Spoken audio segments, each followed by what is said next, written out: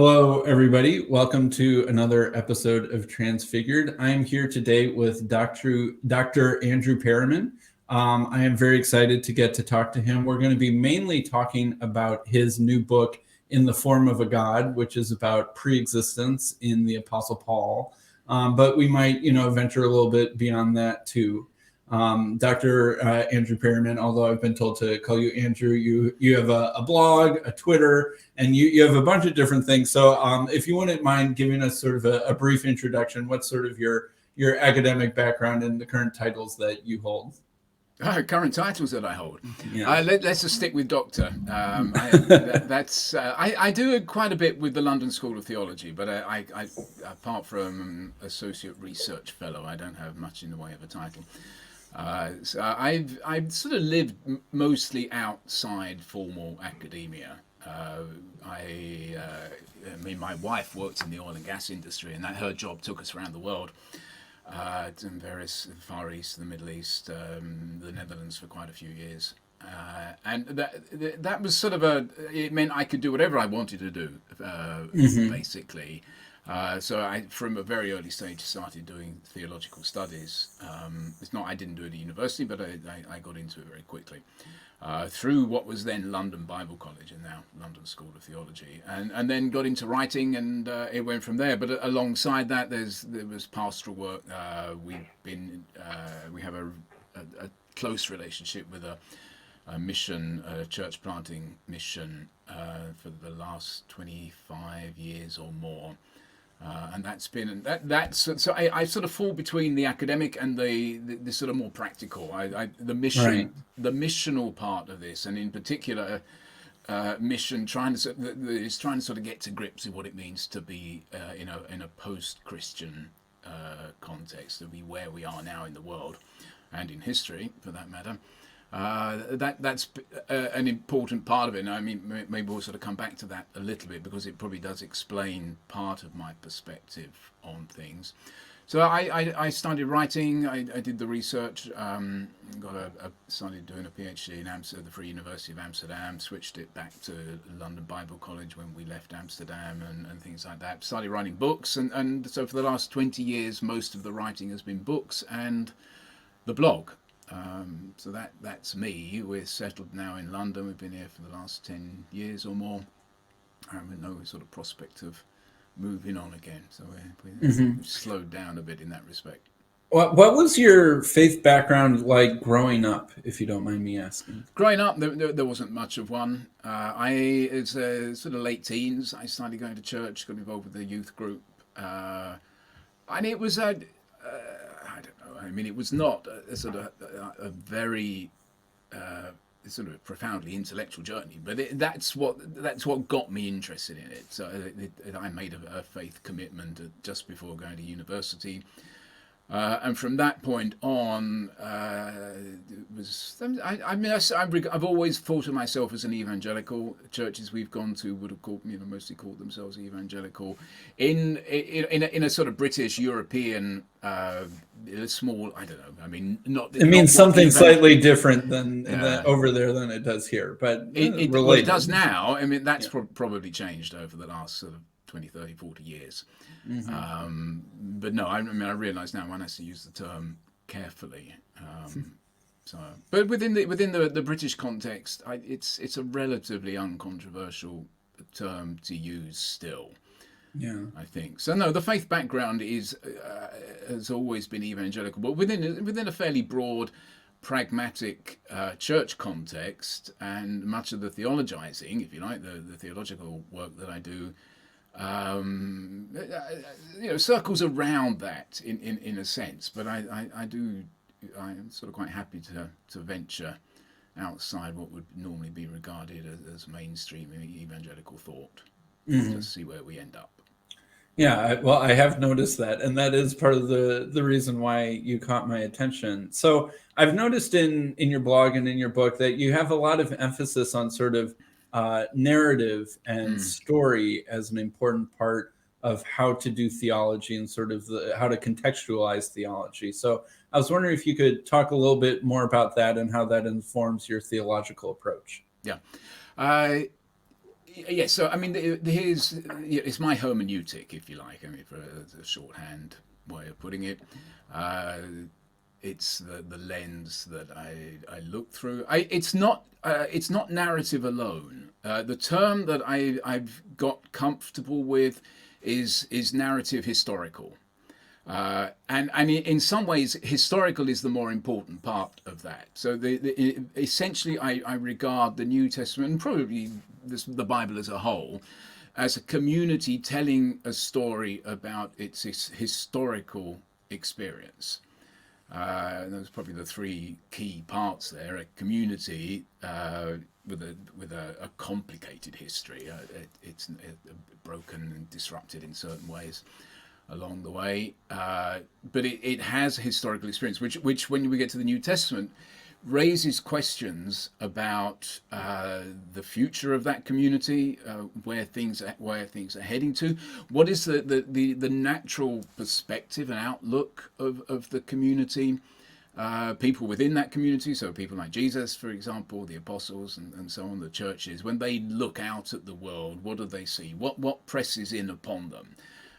What are they hopeful for? What are they anxious about from where they stand? Because I think that gives certain horizons to work with, particularly when it comes to making sense of New Testament eschatology, which is, in simple terms, is what do we see ahead of us, or what did they see ahead of them? So it's a community going through history and telling this sort of story, this cumulative story along the way, going back into the past of that story in order to make sense of what's going on in the present, but also to shape a vision or visions for what lies ahead. So that, quite where that came from, I'm not sure, but that's sort of what I've got comfortable with. So it's the two parts. It's historical and it's a narrative that is told. So rather than get away from sort of something more propositional or doctrinal or sort of systematic theology, that's not what's going on. The way of thinking is primarily storytelling, and that helps us to frame even something like a letter like Romans, which looks highly, on the face of it, looks highly theological. I think we miss the story part of that.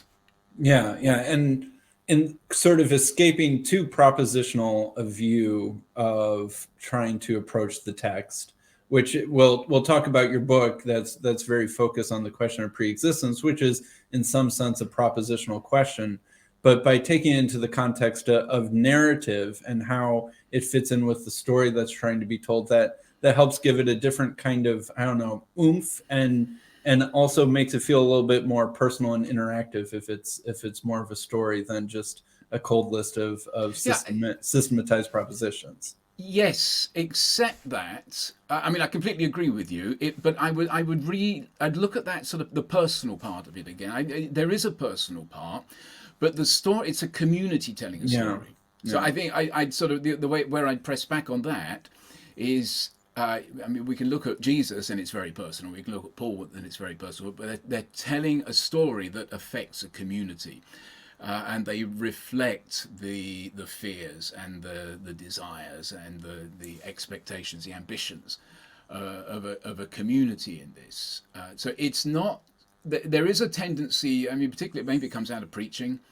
To think that stories get the point across better because people naturally engage with stories, which is obviously true. But I think in Scripture, in order to understand the level at which we need to understand the level at which that story is being told, and it's not a story designed for individual personal consumption. It's a story designed for community consumption, and so we're pushing it up to a political level always. So even Jesus tells stories, but they're not little illustrations of doctrine or faith experiences or something like that. They are stories that challenge the self-understanding of Israel at the time and project different possibilities for Israel. So I think yes. So I don't want to think of this just as narrative. Right. Because I think that can lead us into some dead ends. Right. In A terms of story is understanding something Scripture. that you can participate in and that you can share in participating together with others. Yeah, yeah. But I mean, Yeah. if I guess what we look to is the prophets, and what sort of Mhm. stories were the prophets telling? And they weren't telling little moral or even spiritual, fables for individual people. They were fundamentally challenging Israel's self-understanding and their sense of what God was doing for His people, through His people, and so on. Mhm. Yeah. So the book that we're going to be talking about today, In the Form of a God, not in the form of God, in the form of a God, the Preexistence of the Exalted Christ in Paul. Just sort of briefly, what led you to write this book? Why was this a subject that you were interested in? Yeah. I think I know where it started. I mean, the first point to make is that most of what I've done before that has been much more about the eschatology and the narrative, and particularly for Paul, but also Jesus, how they're engaging with this large scale story about the existence of their people. And I think, I mean, I've been wary of Christology, partly because you can upset people. You can It's turn the them loose fastest way to very get in quick. trouble. Yeah. Well, the coming of the Son of Man. I don't know. I mean, Mhm. I've managed to steer around the trouble by and large. You never know how long that's going to last, but it's yes, there is that. But I don't know. I guess there was something that actually you've got to then, if you're going to tell a story about the future that involves the risen Lord Jesus Christ, at some point it's worth stopping and thinking, well, what is the New Testament saying about him? Mhm. And there has been this sort of dominant approach, this early high Christology, particularly in this country. I mean, British theologians in particular, or theologians working in this country, have been largely have been very prominent in that.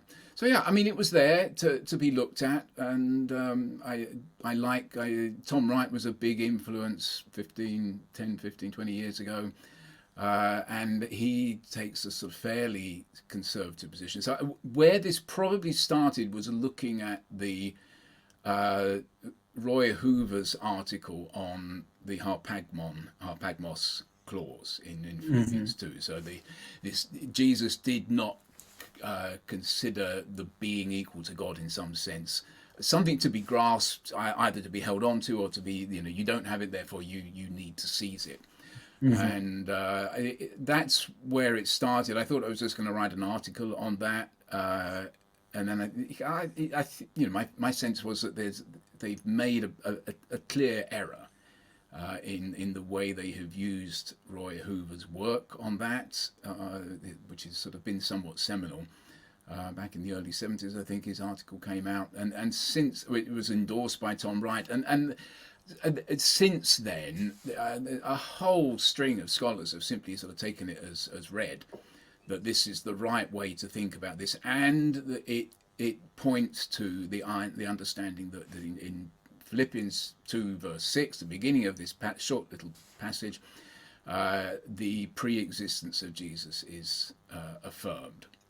So Mhm. having looked at that, I thought, well, is there more I can do with this? And there's not a lot. There's only a handful of passages that you really need to look at.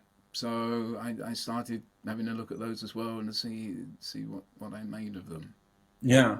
So in your book on the question of preexistence, you come to a pretty solid no on the question of did Paul believe in the preexistence of Christ?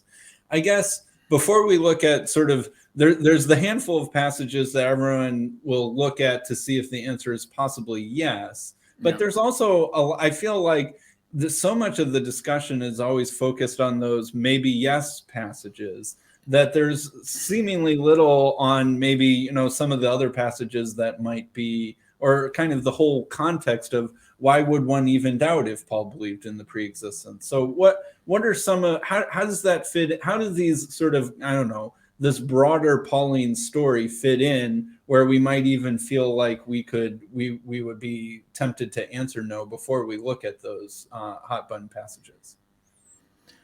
I'm not sure I'm following you there. Yeah, sure. So I feel like a lot of passages like that, say the Galatians one, where it talks about Jesus being born of a woman, or Jesus being of the seed of David, and all of those sorts of things that just sort of kind of assume a standard human beginning or a standard human style origin. I feel like there are a lot of passages that kind of just gently point in the direction of he was just sort of had a standard human start, and those passages don't get nearly as much attention as the Galatians. Sorry, the Galatians one does. That's usually brought into account, and clearly you haven't got an explicit, unequivocal statement of pre-existence there.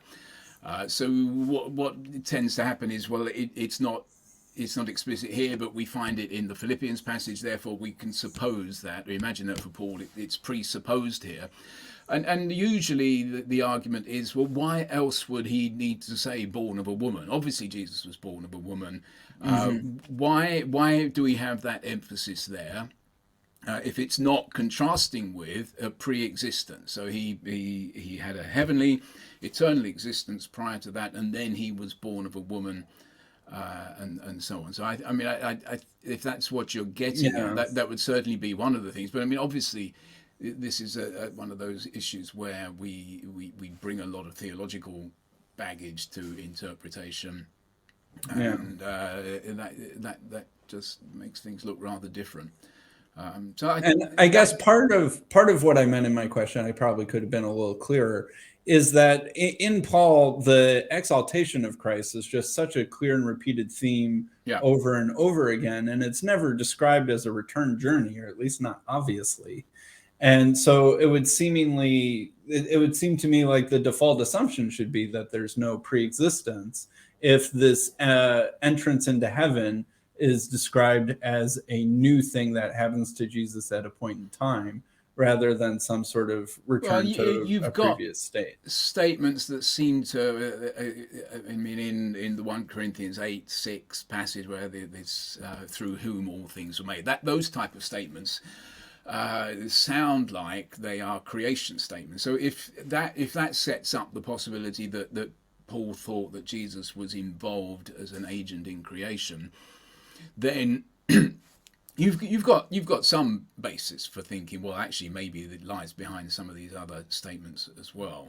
But my impression was it's really the Philippians 2, being in the form of God did not count equality with God, I think. But the whole emptied himself. And once we've got a kenotic Christology in our minds, I don't want to sort of trivialize it, and I don't want to be disrespectful, but I mean it's very easy to think that has led generations, centuries of thinkers, probably going back to a very early stage, to read that sort of statement as Jesus has coming into the world.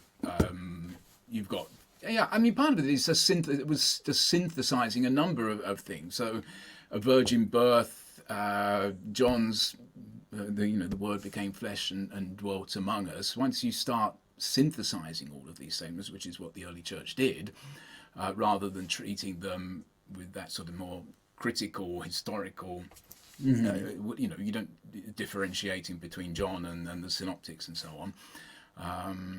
Once you start doing that, you start thinking along those lines, and then there's this assumption that under every stone there is this thought that Jesus has been there from all eternity, whether we bother turning the stone over and actually having a look or not. Yeah. So you mentioned the passage in 1 Corinthians 8, specifically verse 6. So I think that would be a good sort of passage to start with. I think that I'm not sure. Did Tom Wright sort of pioneer the idea that this was a splitting of the Shema, or a bringing in of Jesus into the Shema? It's either so popularized by him that I associate that idea with him, or he's actually the originator of that idea? I'd have to sort of go back and look. I'm not. Gordon Fee has used it, Richard Bauckham, and a number of other scholars. So I'm not. I'd have to go and look off the top of my head. I can't answer that. I don't think. Sure. So I'll just read 1 Corinthians 8:6 for people to have it in their minds. Yet for us there is one God, the Father, from whom are all things, and for whom we exist, and one Lord, Jesus Christ, through whom are all things, and through whom we exist. That was the ESV translation. And so many people will at least say, well, it seems like Jesus is somehow involved in bringing all things into existence. Yep. And perhaps even there's this sense that this is riffing on the Shema, the Jewish, Hear, O Israel, the Lord our God, the Lord is one, right? Because we've got a one God and a one Lord. And so that's at least one of the arguments, that Jesus is at least pre-existent and maybe even sort of part of the divine identity, as Richard Bauckham would say. So how do you understand this passage, and what do you think is a better way of understanding and reading it? Yes, I mean, first, I'm not sure that there is an allusion to the Shema here as such, because back in verse 4, we've already got we know that there is no idol in the world, and that there is no God but one. You've got an affirmation there of the oneness of God from Israel's perspective. There's no reference to Lord there. And you know, which you have in the Shema. So that made me wonder if Paul is really that concerned to remind people of the Shema. There are a number of statements in the Old Testament, a number of ways in which the oneness of God is affirmed. So then a couple of things. One, he goes on here to talk about there are so-called gods, whether in heaven or on earth, and as there are many gods and many lords. So he looks at the pagan situation and then and differentiates between the many gods and the many lords. So it's not entirely clear what he meant by that. So the scholars have come up with different views on, are these gods in heaven and gods on earth? Are they the traditional Greek gods and the lords? Are these lords gods coming in from the east, like Serapis and so on? So there are different ways of thinking about that. But it's the distinction has not come from the Old Testament at this point. It's come from his observations about pagan religious culture. The other point I make in the book is that I think you begin to see, certainly once you get to Daniel and elsewhere in the prophets, a distinction between God and God as Father, who is the creator of all things, and the creator of Israel, the one who's brought Israel into existence. But there is a sort of lordly function. The term Lord is then a King of Kings and Lord of Lords. Nebuchadnezzar, that's Nebuchadnezzar uses the term, or it's used to Nebuchadnezzar. We're then sort of getting into a political narrative. So part of my argument, we see something like this in Philo, who looks at the two angels, the cherubim on the Ark of the Covenant, and one represents God as creator, the other represents God as Lord. So he's separated them out, or one represents the sovereignty of God. So I don't think, by the time we sort of get to the later Old Testament and the New Testament, Philo is not an apocalyptic thinker. He's not a prophetic thinker. In prophetic or apocalyptic narratives, there's a sort of God engages as Lord with his people when there's a sort of political crisis or a political religious crisis, when Israel faces some sort of catastrophe, and so on. So that's part of my argument here, is that there is apart from the fact that he's looked at what's going on in the pagan world and seen many gods and many lords, he's drawing on a narrative from Jewish thought, from the scriptures and from elsewhere perhaps, that acknowledges that God has created all things, but when you get to dealing with the political situation that Israel has got itself into, then this function of Lord comes into place. Now, God could do that on his own, and in many places, in much of the Old Testament, yes, he is the one who exercises that right to assert himself as king and act and send the Israelites into exile or bring them back from exile. But there's also this possibility that he devolves that authority, that responsibility, to Israel's king. So I don't see why we shouldn't look at sort of the basic theology of kingship in the Old Testament and see, well, what God is doing here is handing over his direct responsibility for managing the historical, political, religious life of his people to the king. So the king has a sort of twofold responsibility. One is to judge Israel, to maintain justice within the community. The other is to defend it externally against its enemies. It seems to me that when we get to Jesus, that the basic affirmation about Jesus is the responsibility or the authority to manage the political existence of his people has been transferred to Jesus. So Jesus takes on that vocation, function of being Lord. So something like a viceroy or a vice regent, where Lord has this more sort of active political and governing connotation, and it's something that God can do in himself, or it's also something that God at his will can delegate to an authorized individual to be Lord, either a king or in this case, the exalted Messiah, right? And Acts 2, Peter in the speech says, he has made him both Lord and Christ, right? This idea that Lord is a political position that Jesus has been exalted and appointed into. And so are these many lords that Paul talks about in the previous verse possibly sort of the Roman authorities? Is that could be another way of understanding it, that there's this diversity of possible political allegiances, but for us there's one Lord? Yes, presumably. I mean, how if you question Paul over this, I don't know quite how he would unpack it. I was just speaking off the cuff, guys. Like, Well, no, yes. I mean, yes, off the cuff. But I mean, presumably, it does draw on debates and teachings and conversations that he has and reflection on the nature of religious power. And an understanding of how God intervenes in the history of his people. Even that the Acts 2 passage has an end in view. It's not simply an affirmation that Jesus is now Lord and Christ.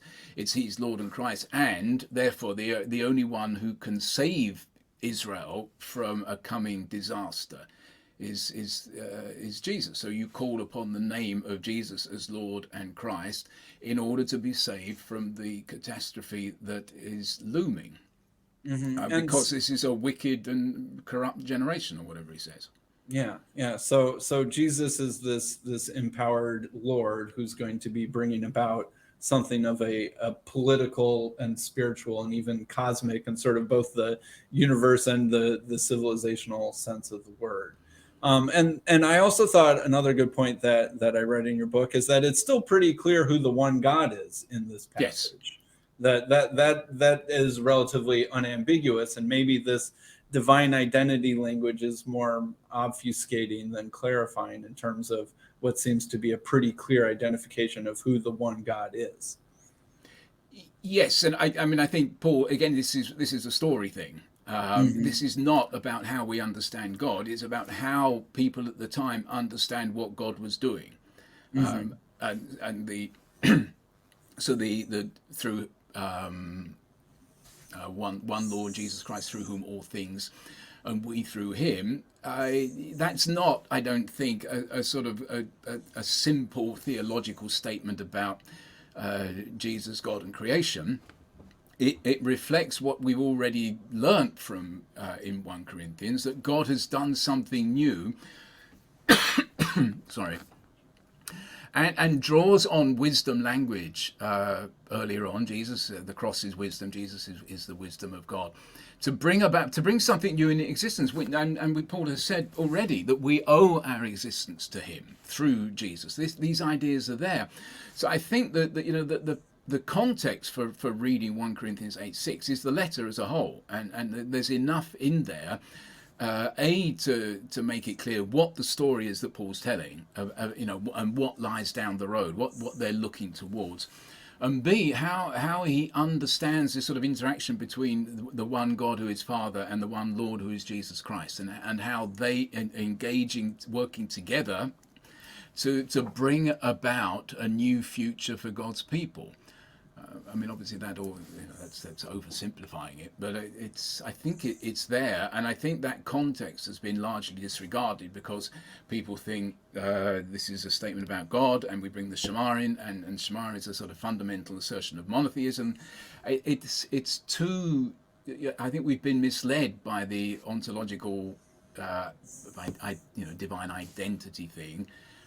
It becomes so focused on that as an isolated issue that we've lost sight of the eschatology, in simple words, which I think is everything to Paul. It's how do we get to the fulfillment of a vision that he has of Jesus as sovereign over the nations that he's proclaiming this gospel to.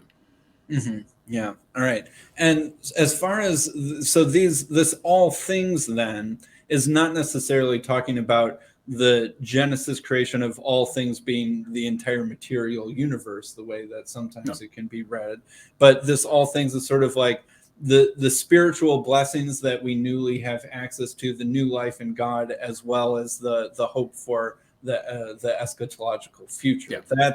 That's what's being brought through Christ and through whom we exist. It's this new life in us, this new promise of eternal life that's sort of implanted in us like a seed growing towards the future full realization.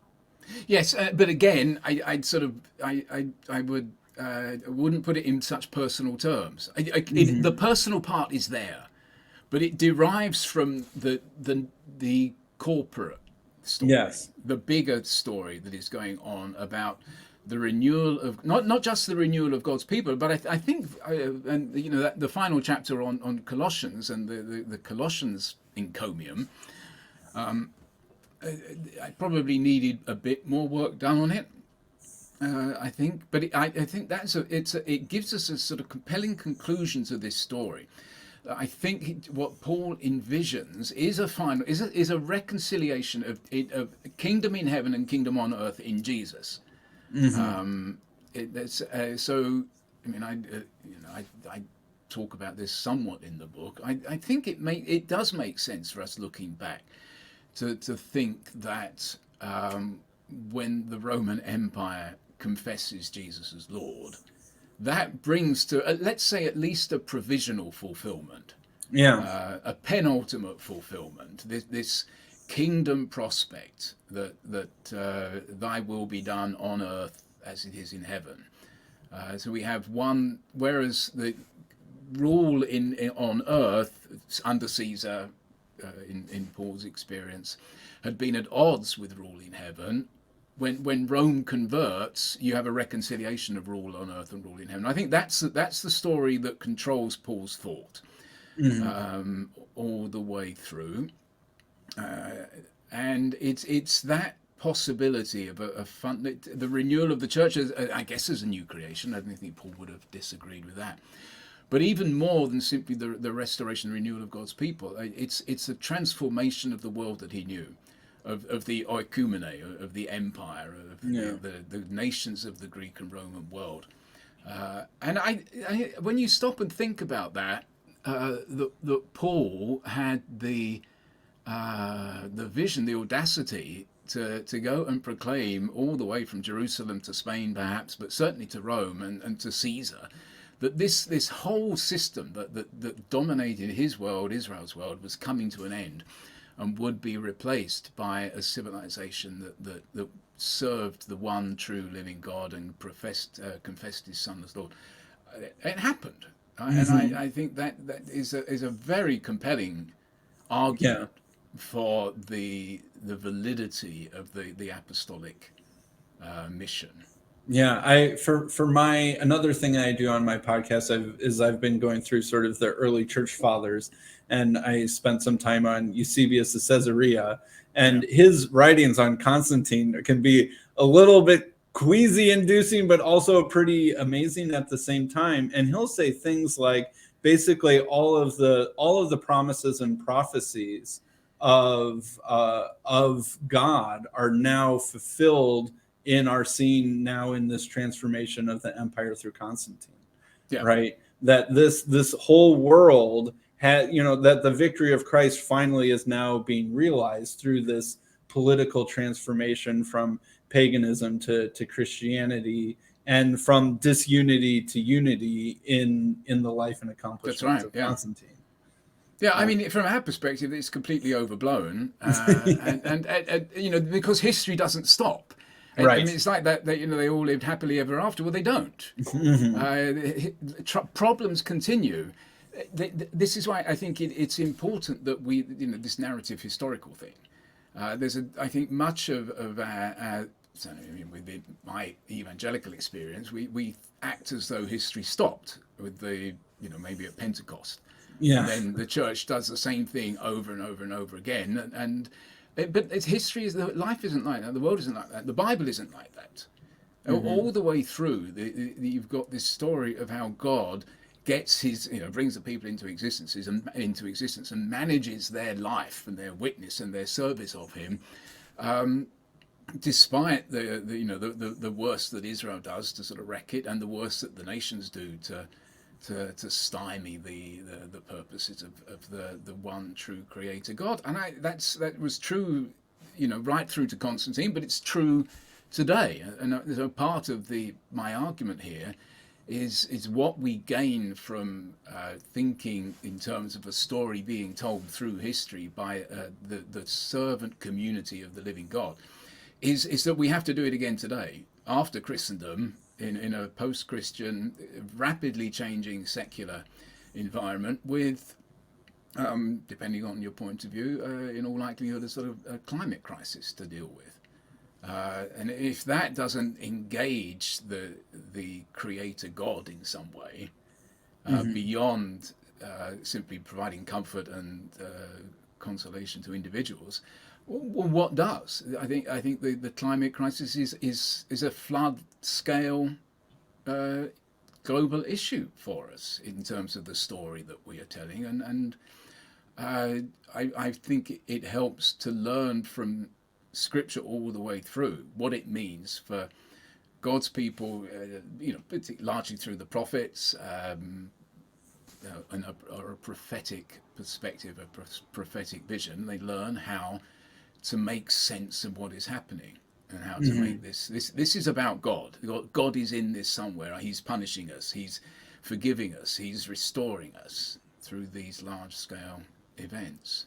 Yeah. So just as how Eusebius was trying to make sense of his, deep Christian theological education and understanding and the political events that were going on, and that he himself had played no small role in, he was tying these stories together. And you've used this phrase post-Christian a couple times. And I sort of want to ask you a little bit about it. It does seem something like Constantine's world is dying. Maybe in some sense, Constantine's world died when the Turks conquered Constantinople, but maybe in some sense, Christendom was still kind of a thing. So what do you mean by post-Christian, and how are we supposed to think about that?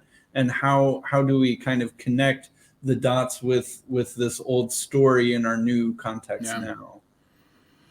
Oh, I mean there's all sorts of questions involved in that. I mean, partly this is probably looking at this from the European perspective is different than if you're in America, where Christianity as a public force is still in evidence. We may look at it with some distaste and whatever, but there's still a force in other parts of the world. It's a growing movement. It's not about numbers in any case.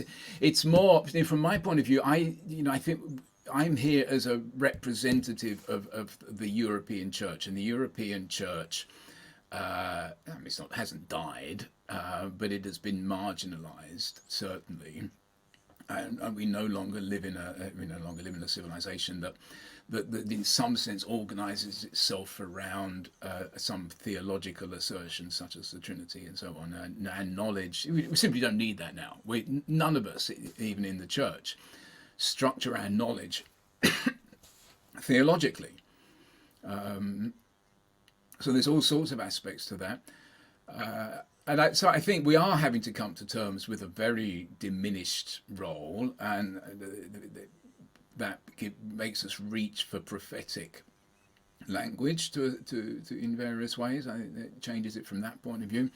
So I think we're seeing ourselves more as prophetic communities on the margins of society than as that priesthood at the center of society that sanctified the whole of life for the or even the ascendant force within the empire or something like that. Yeah, that's right. I mean that's the other part. The other thing I was going to say is we read the New Testament with all that. They've got all that ahead of them.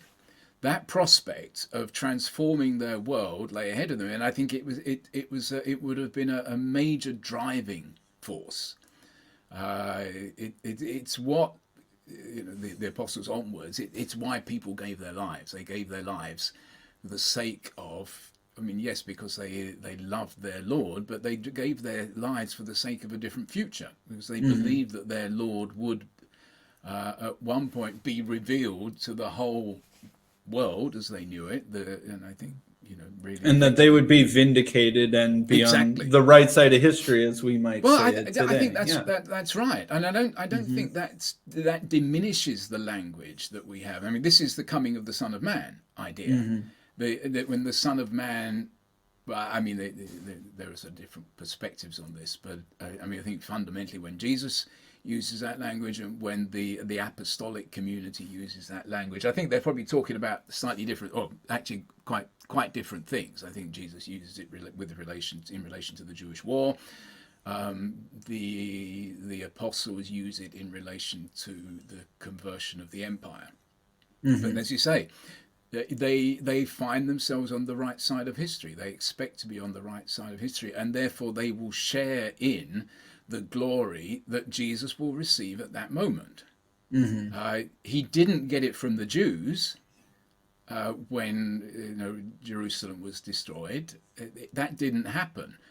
But he did get it from the pagan world, from the Greeks and the Romans. He got the glory that had been the sort of the apostolic proclamation all along.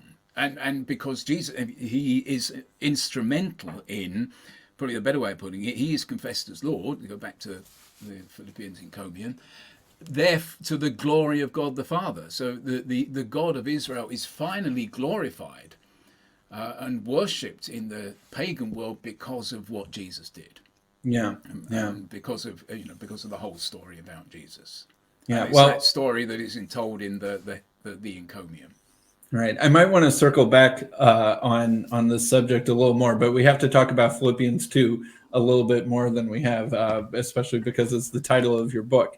So I feel like this Philippians 2 passage is probably maybe the most debated and written about passage in the entire New Testament from a scholarly point of view. I've read multiple books on it. I've had multiple discussions completely devoted to this passage. And yet I feel like reading your book, I still, you brought fresh insights to this passage that I hadn't seen before and helped contextualize it in a way that I felt like I was learning from. And not everyone I write about Philippians 2 does that anymore at this point. So I want to thank you for that. But so let's talk about the first verse, Philippians 2:6. Though he was in the form of God, as it's commonly translated, what do you think is the way to contextualize this and understand this opening passage of the Christ hymn or the encomium or whatever you phrase you want to call it? Yeah, and I don't call it a hymn because I think a hymn directly praises God. I think it reads much more like an encomium, but it's probably, well, my assumption is that it's a compressed form. It's a summary Paul. It's heightened prose, but not a song. I mean, maybe someone is it doesn't bother me too much if it's shown to have poetic, poetic form that would have been recognized as such at the time. That doesn't bother me too. I just think it's more likely to be he's drawing on a larger encomium, a story of praise about Jesus. And being in the form of a god, the key word there is form, the Morphe. And I go through all, probably not all, but all the ones I came across, all the attempts to make sense of that on the assumption that he is talking about the one true God of Jewish tradition and so on. And I try to show that there are flaws in that. But I think that's all rather negative. I think the positive point is when you read the pagan literature, the word is everywhere.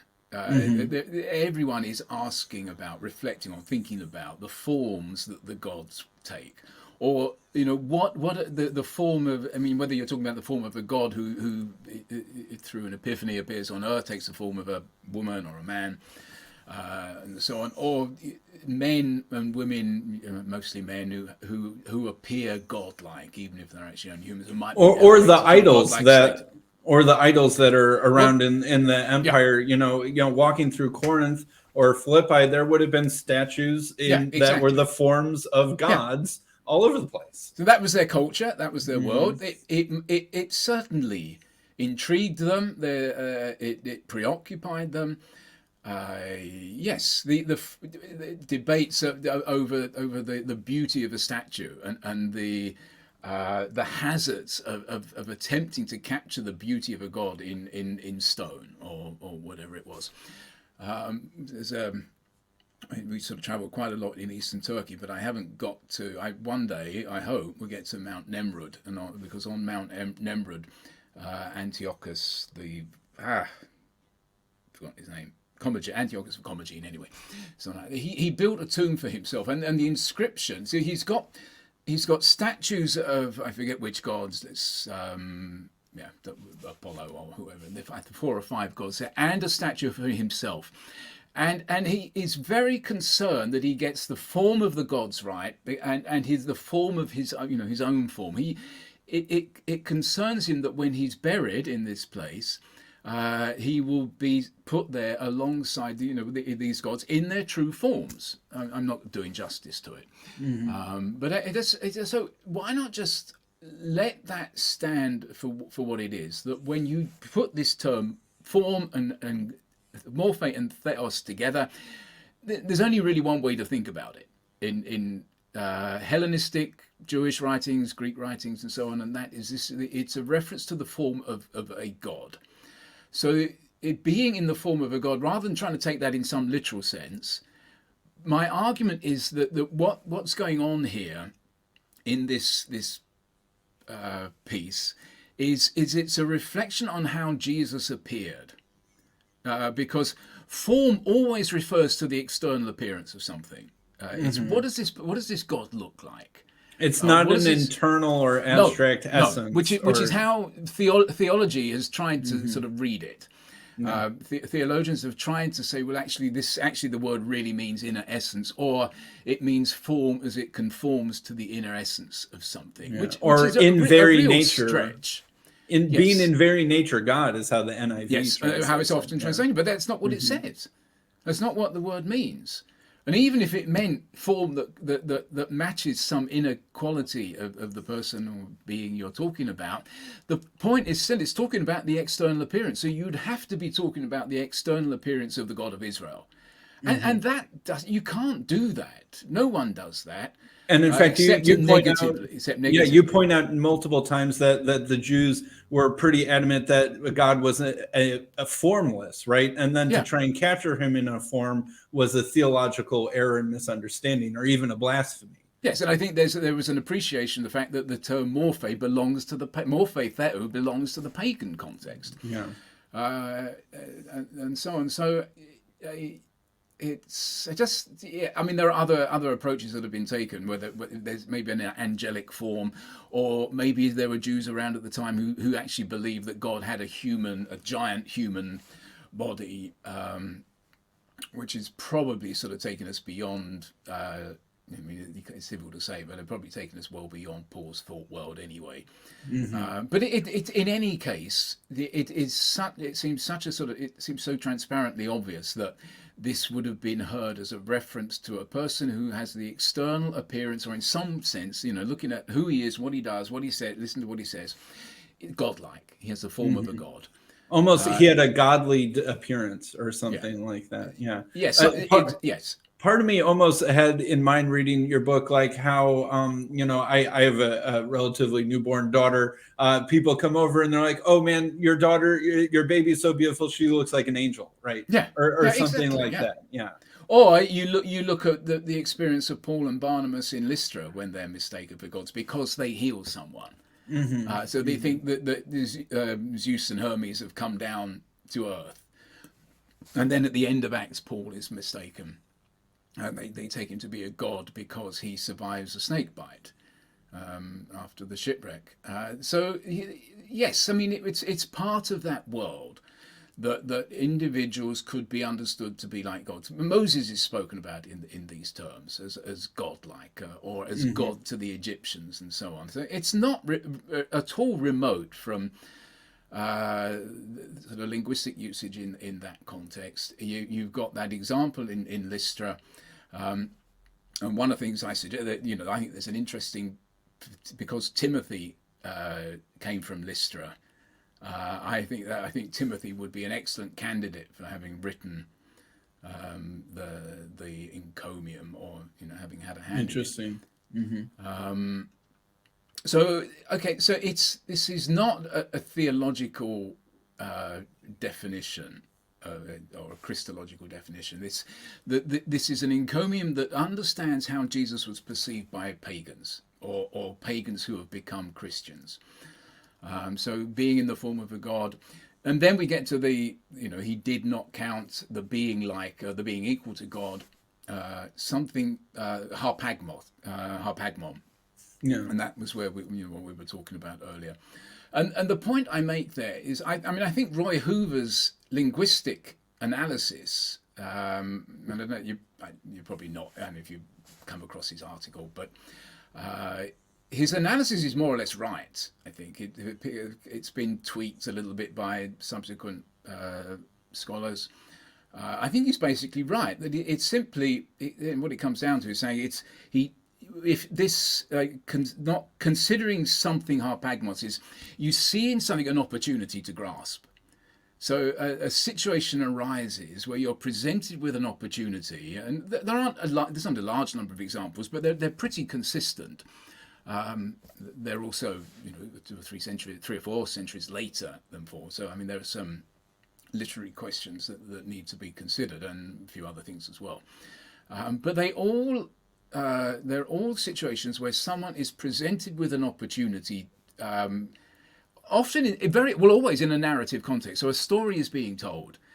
Some of them come from a Hellenistic romance novel called the Theopica, and they're sort of situations where a woman is sort of contriving the downfall of this loving couple. And various opportunities are presented. It comes up. So.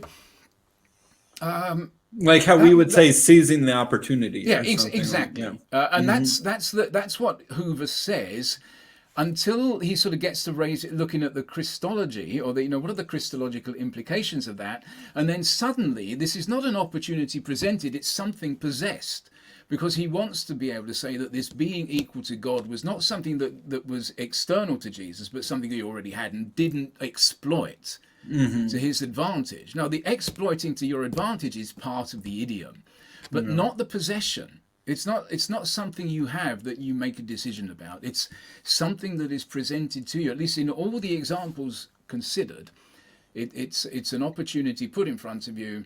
Do you take it or not? If you don't, you lose it. That's why you have to seize it. It's there in the moment. because the root is sort of robbery or theft Yeah. or almost like pillaging sometimes even. That's the verb is used in that way. And so that would be a strange root word to be associated with something that's intrinsically yours. Yes, exactly. It makes more sense if there's something out there. I could take it. I have the opportunity to take it. And then there's the choice: should I or should I not? Yeah.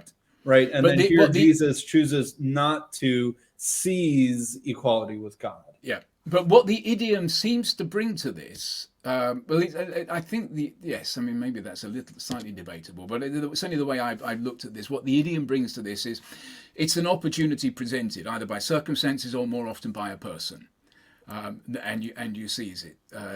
So my argument, my suggestion then is, and this is not a completely new idea, but the story behind this is the temptation of Jesus in the wilderness, when Satan presents him with the opportunity to seize, or seize this opportunity of being given the kingdoms of the earth to rule over, which is. We expand the sort of the apocalyptic scope of that thought and take in, for example, Revelation. Then you can just very easily have this idea that Satan has given the kingdoms of the earth to Caesar. Now he's this one he's suggesting to Jesus, well, actually, I could give them to you if you just bow down and worship me. You think you're the Son of God, bow down and worship me, and I'll give you the kingdoms of the earth. And Jesus, so it's an opportunity presented to him, and he says no. Obviously, and then he I mean, it's not the only temptation, but it's the one that's thematically relevant for this passage, because there is the whole kingship idea, and in the Old Testament and elsewhere, and in sort of Hellenistic Jewish polemic widely, it's these pagan kings who aspire to equality with God, whether you're talking about the king of Babylon or the prince of Tyre or Antiochus Epiphanes or Caligula or Nero, or whoever we're talking about. So I think there's a number of thoughts that sort of play into that in a larger version might have been unpacked, but we have in a very concise form here. The point to Jesus turning down the opportunity to turning down the opportunity to become king, a Caesar-like king. Who grabs power for himself? Yeah, in a usurping kind of way, and seemingly at the expense or threat to God's intrinsic authority, as opposed to receiving authority from God justly and in accordance with God's will, grabbing that authority and power for yourself. And so, James Dunn makes a fair amount of kind of an Adam parallel contrast and sort of seizing fruit. Do you put much stock in that, or how do you think? I don't. I don't think the Adam analogy is directly relevant there. I think it's far more interesting to go back to look at what's said about the Prince of Tyre in Ezekiel, because Adam language comes into that, garden language comes into that. So I think if it's relevant at all, it's probably mediated through the description of the Prince of Tyre. I don't have it in front of me. Who he's not Adam.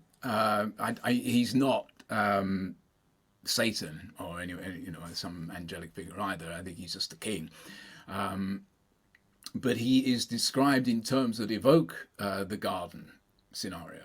So he had everything, and yet he fell, and so on. So I think that's potentially in the background, but not directly. I don't think Paul is is pointing his reader to Genesis 3, 2 and 3. So then you're connecting in form of a God with not seizing equality with God. So when exactly and to whom exactly is Jesus in the form of a God too? Do you think that maybe that's like a reference to the Transfiguration or something like that, when he had a more exalted and supernatural appearance, or is it just sort of a general thing one could say about a powerful wonder worker or something like that? I mean, I would take the latter approach, I look at the divine man hypothesis in particularly with Mark's Gospel, which I think he's broadly right. I'm not entirely convinced by the details. I'm not sure we have enough to really be too confident about it. But I do think it makes sense. I think, well, if Paul or whoever was telling stories about Jesus, if even maybe not in a lot of detail, I don't know how these stories were circulating, say in Philippi, what would it have evoked in the minds of pagans? It would be something like a divine wonder worker, perhaps. There is an argument that the Transfiguration fits this general paradigm, this general understanding. So certainly not excluding that.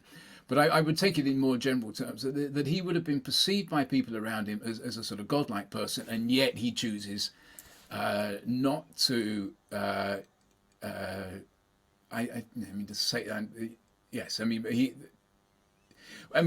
of the questions is, do we need to be precise about timing? Because he's in the form of a god, then he makes the decision not to seize equality with God. Satan's temptation is there throughout. It's there in some sense when he's reminded of it when Peter says, God forbid that this whole suffering thing. Or if you're the Son of God, get yourself down from the cross. Exactly. Right? Well, and in Gethsemane as well. So yes. So it's there all the way through. And I still think you can tell a sort of straightforward story into the pagan mind of someone who goes around saying marvelous things, doing marvelous things. At a certain point, he is offered kingdom by ungodly means, and he turns it down. And then the next part is he empties himself, and. I quite like the idea that Isaiah 53, the servant song, is in the background to that. But I came across a passage in Philo where he talks about Moses. This is Moses leading the people of Israel from the cities out into the wilderness to empty their souls of wrong ambitions. And that's it's empty. It's kenosis. It's kenose, the verb there.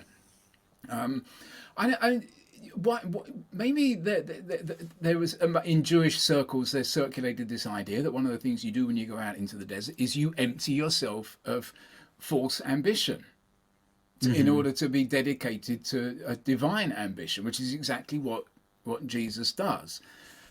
So I think that ties in very much with the context in Philippians 2, where Paul is concerned about divisions, erytheia, and rivalries, and so on amongst the people.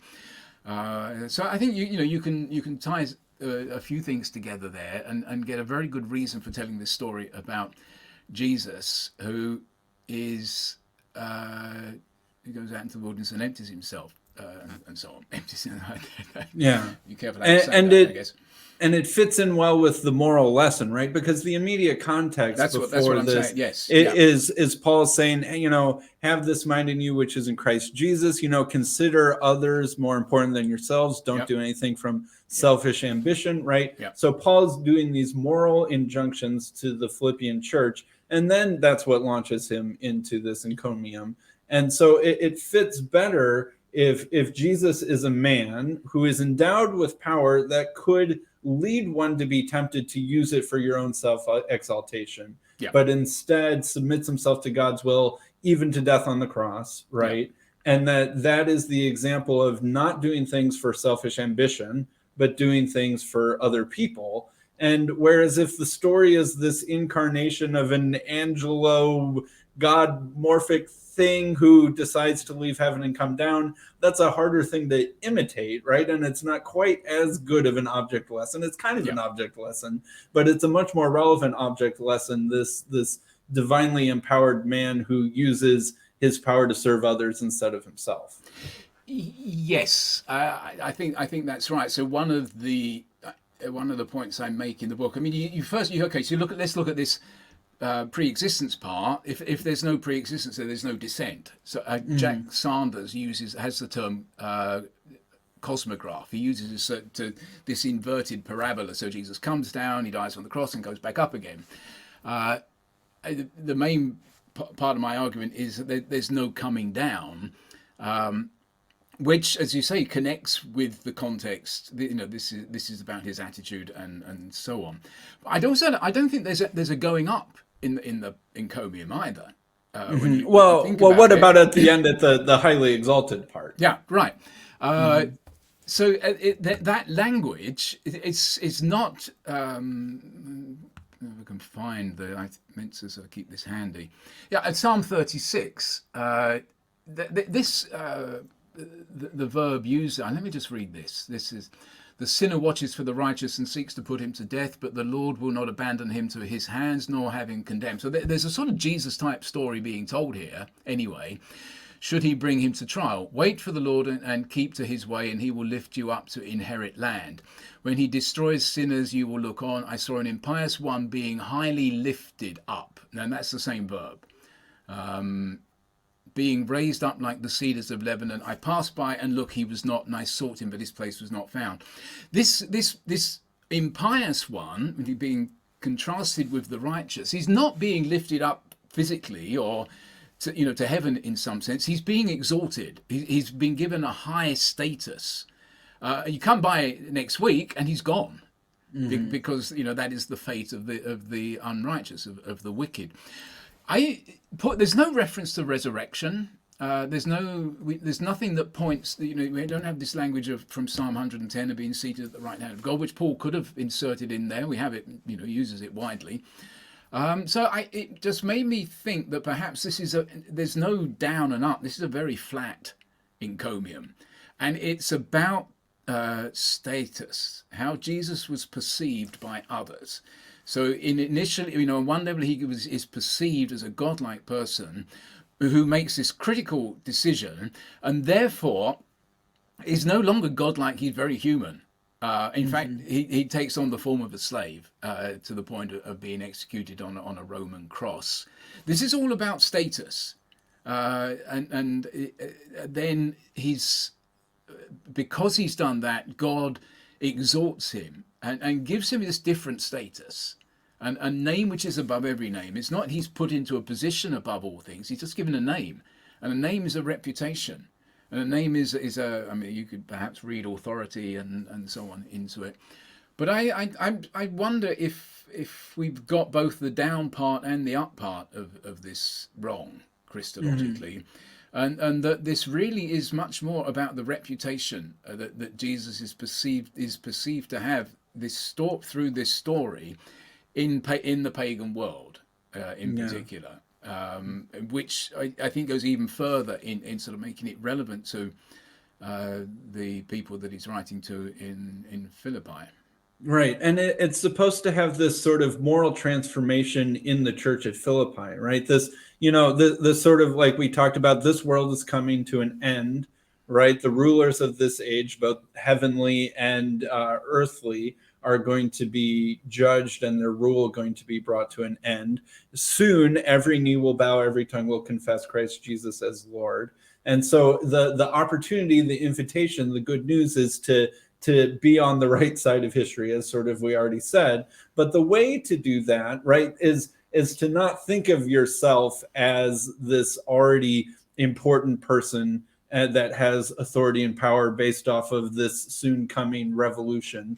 But as a church, the way that we embody this change in the world is to be other focused and to be selfless and to be outpouring of yourself in love. And that's actually the transformation in microcosm that will happen in macrocosm.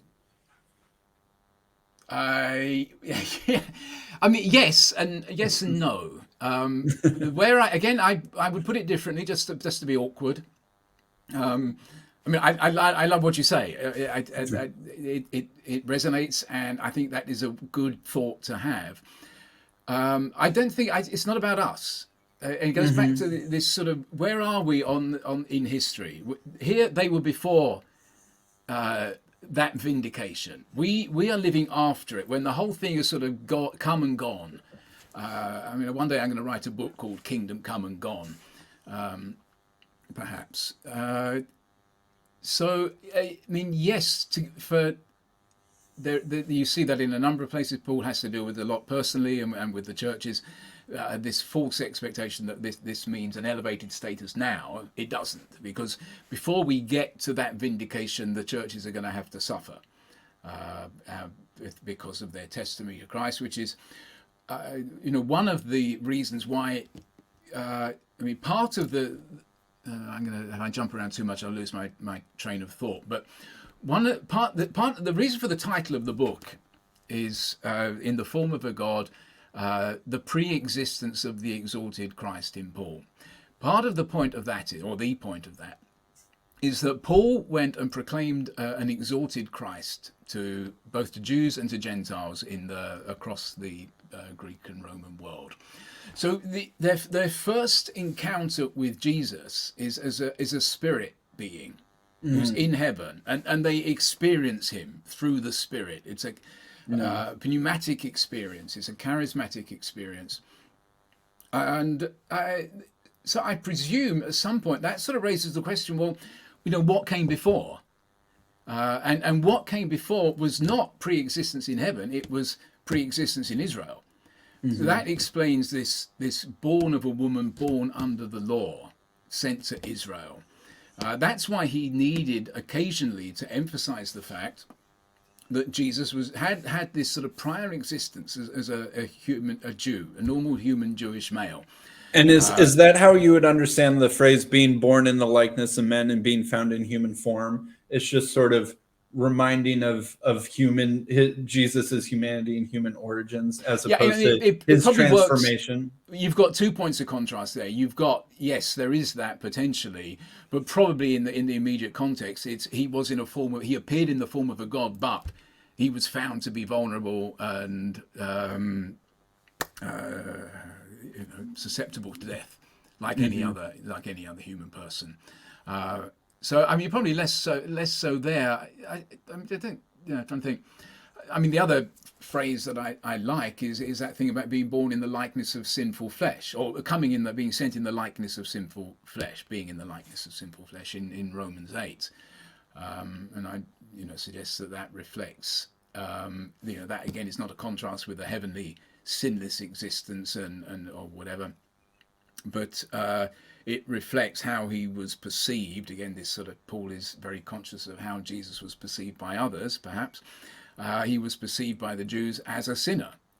So God sent a Messiah who was rejected by Israel because he looked like it didn't look at all like a Messiah. They expected. He didn't do what they expected. He didn't have the respect for the authorities or for the law, and so anyway, he ended up dying a criminal's death on a cross. Anyway, as I said, I forget the train of thought there. I've lost where we were going with that. Sure. So I think that this might be probably my last question. So I feel like that provided a pretty good overall summary of your take on Philippians 2. So this, I'm going to read something that's from a blog post that you wrote about 2 weeks ago.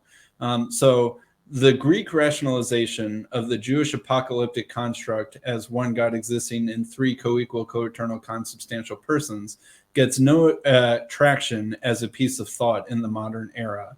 The vertiginous intellectual architecture of European Christendom was pulled down long ago. The keystone of the Trinity is a museum piece. It supports nothing, it explains nothing. The church therefore faces a dilemma. Do we preserve the intellectual anachronism, or do we think the doctrine from the ground up? And then you talk about how we're faced at a historical challenge on two levels. One is this sort of crumbling of Christendom, this post-Christendom thing that we've sort of talked about.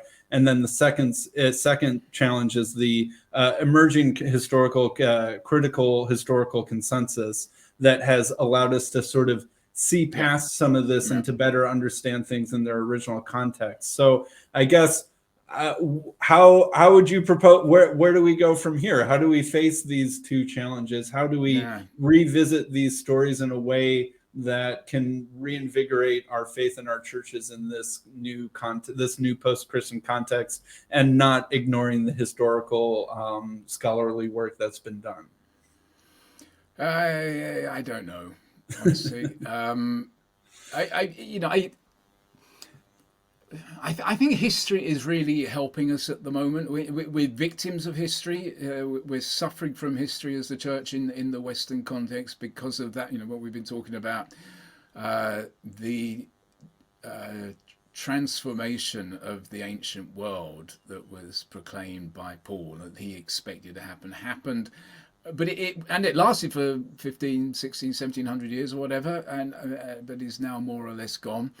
So we are confronted with I mean, we can sort of always deal with the abstractions and think, well, you know, we just need to proclaim Jesus as you know, your savior, and you can bring it down to that individual level, and the sort of some core gospel that still works for individuals. That doesn't seem to me to be true to the way the Bible works. I think the Bible pushes us to think very carefully, ask questions, and find language to interpret and make sense of where we are in history. And that means some sort of lament for loss and for our failure. But faith is a hope thing, always. So the justification by faith is not, I don't think what Paul is getting at there is, you as an individual need to stand before God. You will be justified when you do so by your faith in Jesus Christ. He's talking about, you know, it goes back to Abraham. Abraham believed a promise about the future, and that was reckoned to him as righteousness. We need a faith at the moment that believes a promise about the future, and that will be reckoned to us as righteousness. What that future holds is perhaps less clear, because we've sort of moved beyond the frame of the biblical story. You know, my argument is that by the time you get to Revelation 18, 19, 20, you've got the climax of a storyline that goes, you know, certainly goes back to the exile and really goes back to Babel, of the challenge that pagan empire presented and the opportunity that it presented. So that all comes to a climax at the end of, not right at the end of Revelation, because I do think there's a new heaven and a new earth part to it. But what looms large on their horizon in the New Testament is the transformation of the ancient pagan world. That's not our future now. So we're asking, well, what is our horizon? And if we look from where we stand and we look into the future, well, there are other things that concern us. And I think we need to develop a prophetic mentality that can make sense of the future existence of God's people in a world where, you know, probably secularism or whatever comes after secularism will remain dominant.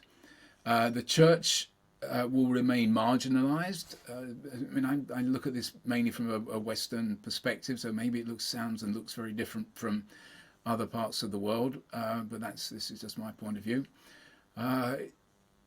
How that vision emerges is another thing. All I can say at this point is I think we help ourselves do that by reading scripture historically, as you know, we were saying right at the start, and by recognizing that the story continues and we're part of the same sort of story. So just to give an example, you quite often come across, I don't know if Tom Wright originated this, but the idea that scripture gives us the story in a number of acts. There's a Shakespearean play. And even Tom Wright went in, when was it, Jesus, New Testament, the people of God, I can't remember where it was now, allows only the last scene, or I think it's probably the last couple of scenes in Act 5, for the rest of the church history, for the rest of history following after Pentecost. That's not the way it works. The story, Christendom matters, is important. We don't pretend it didn't happen.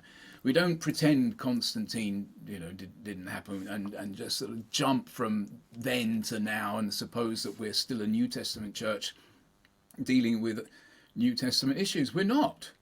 We have this huge history of Christian Europe, Christian expansion, empire, everything that went with it, good and bad.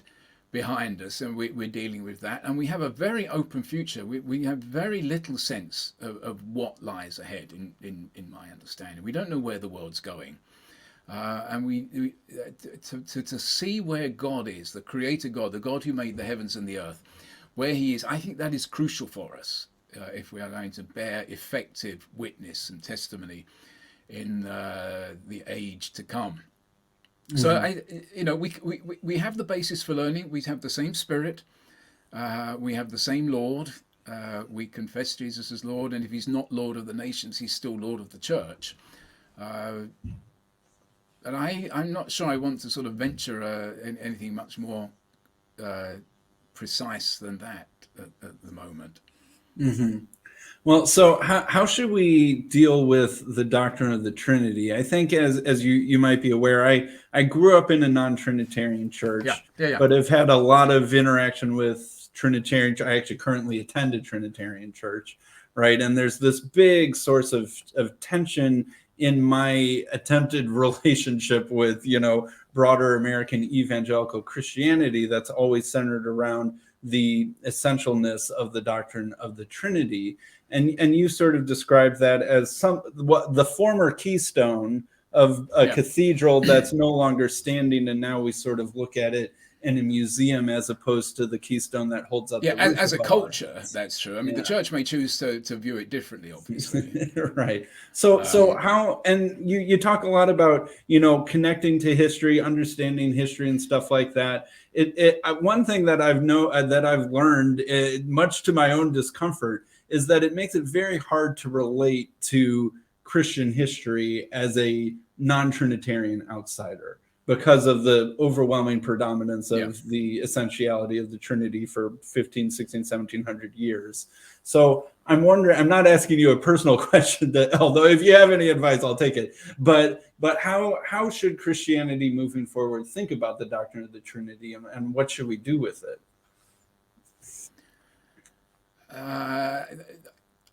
Again, I'm gonna take I'm gonna step back from that a little. I'm not sure I can honestly answer it. I don't know. Mm-hmm. I don't deny.